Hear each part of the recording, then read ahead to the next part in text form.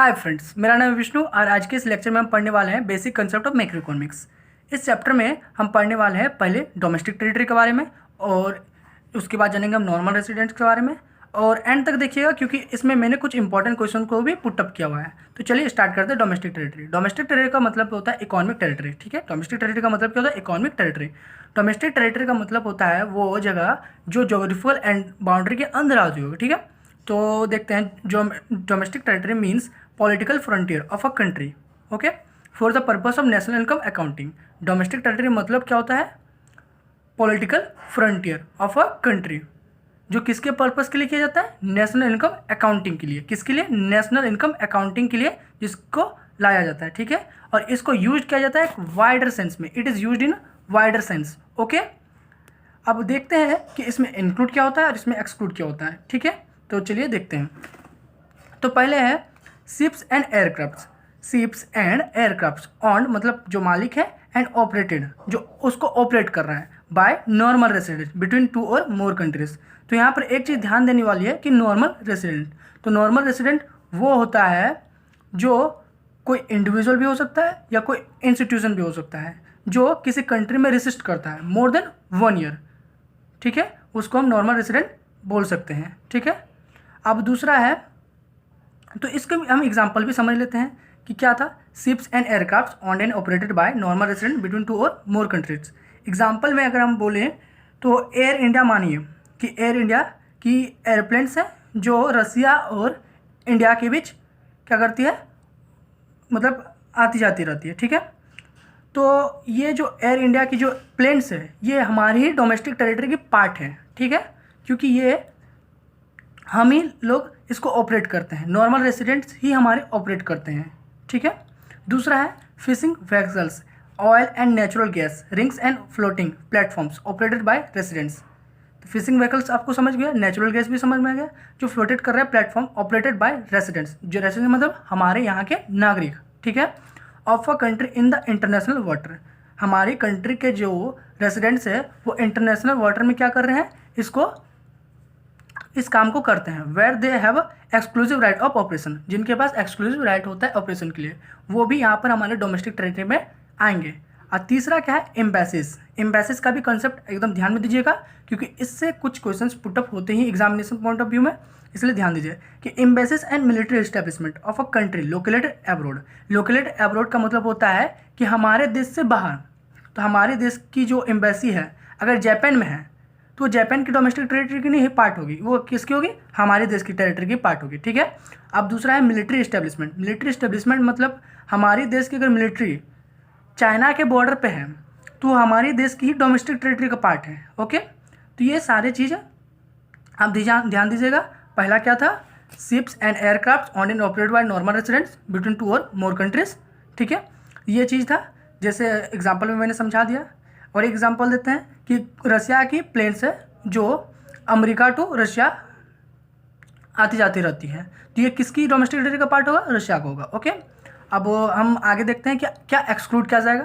तो ठीक है, आइए देखते हैं अब डोमेस्टिक टेरिटरी में क्या क्या इंक्लूड नहीं किया जाएगा, डज नॉट इंक्लूड। ठीक है, तो domestic territory does not include में पहला चीज़ है मिलिट्री इस्टेब्लिशमेंट। मिलिट्री इस्टेब्लिशमेंट आप समझ ही गए होंगे। और embassies and consulates of a foreign country. तो एम्बेसीज अगर हमारी, मानिए इंडिया में, हमारी इंडिया एक जोग्राफिकल बाउंड्री है। ठीक है, हमारी इंडिया में अगर जापान की एम्बेसी है तो हमारी डोमेस्टिक टेरिटरी का पार्ट नहीं हो, किसकी है? जापान की है। ठीक है, और दूसरा चीज़ इंटरनेशनल ऑर्गेनाइजेशन। ठीक है, जैसे यूएनओ हो गया, WHO हो गया, ये अगर लोकेटेड है with in the geographical boundary of a country, अगर हमारे इंडिया में मानिए कि यूएनओ लोकेटेड है, फिर भी ये हमारे डोमेस्टिक टेरिटरी का पार्ट नहीं होगी। क्यों? क्योंकि ये इंटरनेशनल ऑर्गेनाइजेशन है। इस चीज़ को हम एक्सक्लूड करते हैं डोमेस्टिक टेरिटरी को इंक्लूड, मतलब काउंटिंग करने के लिए टाइम। ठीक है, तो डोमेस्टिक टेरिटरी में ध्यान दीजिएगा। एम्बेसीज और मिलिट्री एस्टेब्लिशमेंट का क्वेश्चन आपको MCQ में पूछा जा सकता है। इसके लिए मैंने कुछ एग्जाम्पल भी रखे हैं, एंड में आप जरूर देखिएगा। ठीक है, आइए अब देखते हैं नॉर्मल रेसिडेंट्स का कंसेप्ट।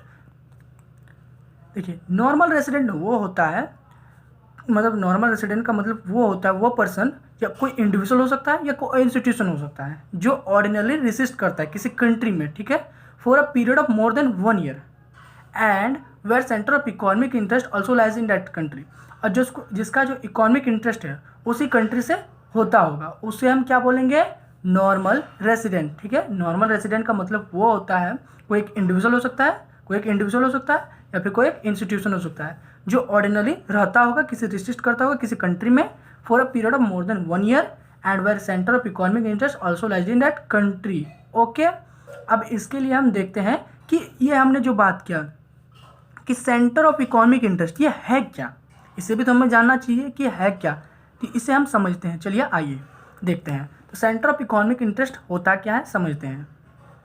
तो सेंटर ऑफ इकोनॉमिक इंटरेस्ट में क्या है कि द रेसिडेंट लिव्स और is located with in the domestic territory, जो रेसिडेंट जो रहता है, हमारे नागरिक, ठीक है, जो रहते हैं या लोकेटेड है with in the domestic territory, वो हमारी क्या है, नॉर्मल रेसिडेंट है। ओके, और दूसरा बात, the resident carries out of basic economic activities of earning, expanding, accumulation from that location, वो भी हमारे नॉर्मल रेसिडेंट्स का ही पार्ट है। इसलिए यही हमारी इकोनॉमिक सेंटर, मतलब क्या, सेंटर ऑफ इकोनॉमिक इंटरेस्ट, यही दो चीज़ हैं। ठीक है, ध्यान दीजिएगा। पहला क्या, जो रहते हैं हमारे डोमेस्टिक टेरिटरी में वो, और दूसरा जो अर्निंग करते हैं, एक्सपेंडिंग करते हैं, एक्यूमुलेशन करते हैं हमारी इसी लोकेशन से, वो भी नॉर्मल रेसिडेंट्स में आएंगे। अब देखते हैं नॉर्मल रेसिडेंट्स क्या इंक्लूड नहीं करता, नॉर्मल रेसिडेंट नॉट इंक्लूडेड। ठीक है, पहला क्या, foreign tourist and visitors who visit a country for a reactions, holidays, medical treatment, study, sports, conference, etc। अब देखिए, हमने नॉर्मल रेसिडेंस का कंसेप्ट में क्या बोला कि वो पर्सन या कोई इंस्टीट्यूशन जो ऑर्डिनरी रेसिस्ट करता है किसी कंट्री में for a period of more than 1 year. ठीक है, 1 ईयर के, बट अगर कोई टूरिस्ट है, टूरिस्ट हम करने के लिए 2 साल भी तक जा सकते हैं, 3 साल भी जा सकते हैं, मेडिकल ट्रीटमेंट है, हॉलीडेज़ है, स्टडी करने के लिए हम 5 साल के लिए जा सकते हैं, स्पोर्ट्स के लिए, कॉन्फ्रेंस के लिए, इसीलिए इन सारे चीज़ों को हम नॉर्मल रेसिडेंस में इंक्लूड नहीं करेंगे। दूसरा चीज़, फॉरेन स्टाफ, एम्बेसीज, ठीक है, फॉरेन का स्टाफ जो एम्बेसीज है ये भी इंक्लूड नहीं होगा। Official and arm forces of foreign country located in the given country, ये भी इंक्लूड नहीं होंगे। तीसरा है इंटरनेशनल ऑर्गेनाइजेशन, इंटरनेशनल ऑर्गेनाइजेशन को आप ध्यान में दीजिएगा, जैसे UNO, WHO, etc, ये भी इंक्लूड नहीं होंगे। और लास्ट है crew member of foreign vessels, commercial travels and seasonal workers, ये भी इंक्लूड नहीं होंगे, provided their stay is less than 1 year. अगर वो 1 ईयर से कम रहते हैं तब वो नहीं होंगे, अगर वो ज़्यादा रहते हैं तब वो इंक्लूड होंगे। यहाँ पर ध्यान दीजिएगा, crew members, foreign vessels, commercial travels and seasonal workers, provided their stay is less than 1 year, तो वो नॉर्मल रेसिडेंट में इंक्लूड नहीं होंगे, क्योंकि नॉर्मल रेसिडेंट का कंसेप्ट मैंने क्या बोला कि for a period of more than 1 year, for a period of more than 1 year, but यहाँ पर क्या बोला, लेस देन 1 ईयर, इसलिए इसको इंक्लूड नहीं करेंगे। और लास्ट है employ of international organisation and border workers, ये भी इंक्लूड नहीं होंगे। ठीक है, अब आपके लिए मैंने बोला था इंपॉर्टेंट क्वेश्चंस, तो वो देखिए आपके लिए टेस्ट है, ये टेस्ट आप जरूर कंडक्ट करिएगा, क्योंकि आप इसको करिएगा तो आपको पता चल जाएगा कि आपने कितना समझा इस चीज़ को। ठीक है, तो आइए देखते हैं। तो आपको आइडेंटिफाई करना है domestic territory and normal residents. ठीक है, आपको आइडेंटिफाई करना है domestic territory and normal residents. Okay, आइए देखते हैं। तो पहला क्या है, माइक्रोसॉफ्ट ऑफिस इन इंडिया। ठीक है, ये क्या नॉर्मल रेसिडेंट है या डोमेस्टिक टेरिटरी है, आपको कमेंट में बताना है। दूसरा, Indians goes to Pakistan from watching cricket. तीसरा है branch of foreign bank in India. और लास्ट है Indian employ working in WHO located in India. Okay, अगर आपको आंसर नहीं पता होगा तो आप ज़रूर कमेंट में बताइएगा, नहीं तो मैं आपको आंसर ज़रूर पुटअप मतलब अगले सेशन में बताऊंगा। ठीक है, इसलिए थैंक यू, एंड चैनल को सब्सक्राइब जरूर करिएगा। विष्णुदेव, थैंक्स।